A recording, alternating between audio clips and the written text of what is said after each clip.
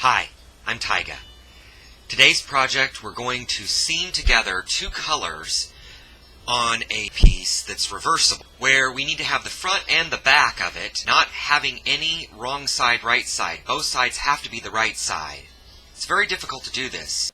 We're alternating colors between blue and white. Now, the conventional method of joining tells us that when we come up to the color join here, we knit across the entire row.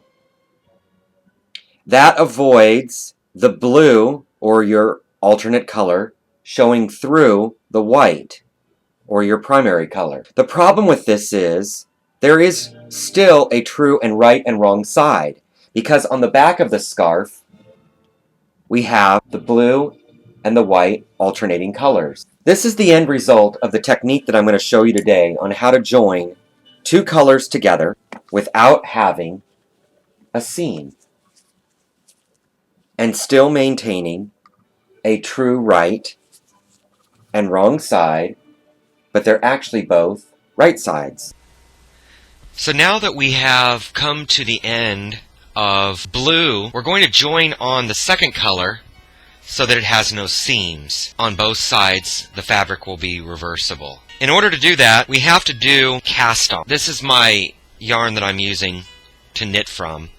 I'm going to snip this off, and I'm going to leave a tail so that I have room to weave that in the end. Feed this white through all of these loops with a needle. So I have the needle threaded with the next color yarn, and what I'm going to do is just start feeding this through.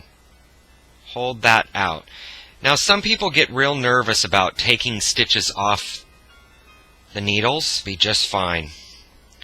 I'm going to pull quite a bit of yarn out. So what I'm doing is I'm pulling these off. I'm going to go pretty fast here, and then I'm going to pull that yarn.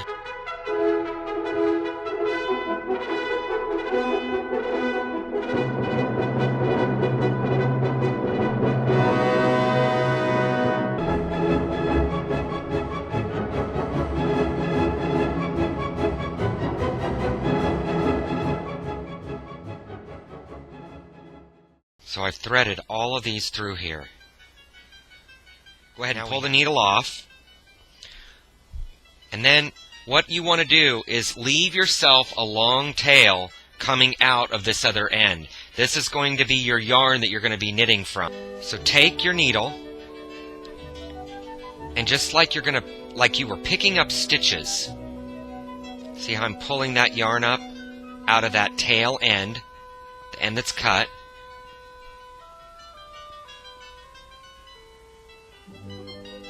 And I'm casting on stitches onto the needle.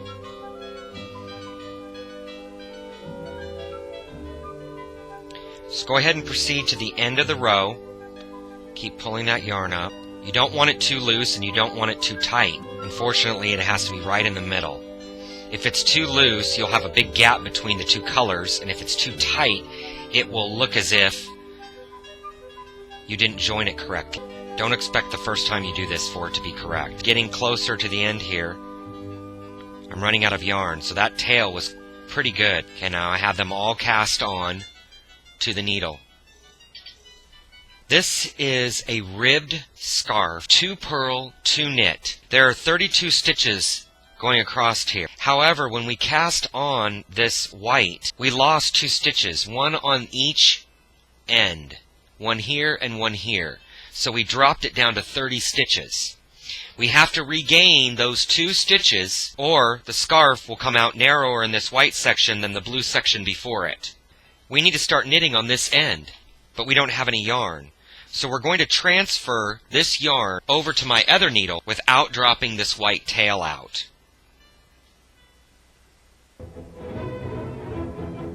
Don't worry, we'll add the 2 stitches in a minute. So just transfer these stitches over to this other needle.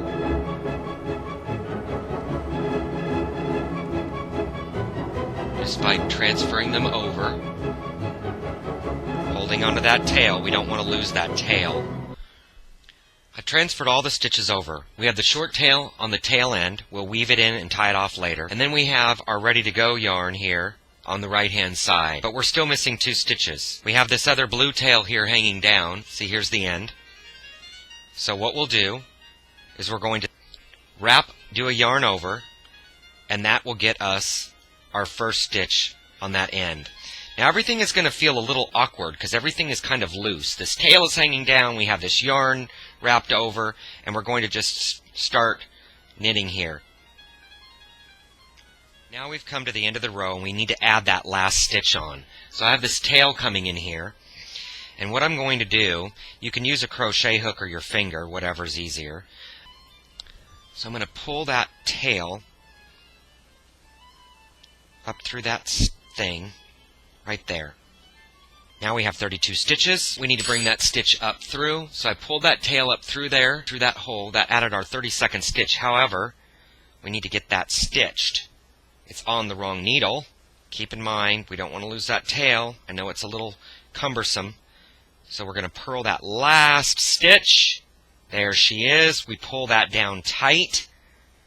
Now, we have 32 stitches. Start purling and knitting. Purl 2, knit 2 across the entire row to build that next secondary color. The first couple rows are going to be a little rough because we still have all those tails hanging. So I've knitted and purled all the way across. Now I'm coming to the last 2. I'm going to purl these last 2 stitches. So now we have our second row done. Continue knitting and purling across and build that color. You can weave these ends in later and tie them off. Also, washing it will help these fibers bind together in here. Just remember to count your stitches and make sure that the next row, whatever that next color is, has the same number as the one before it. So you'll end up with a reversible garment on both sides instead of having a wrong side like this and a right side. So this TygahTalk training video was brought to you by Tygah, myself. See you next time on TygahTalk.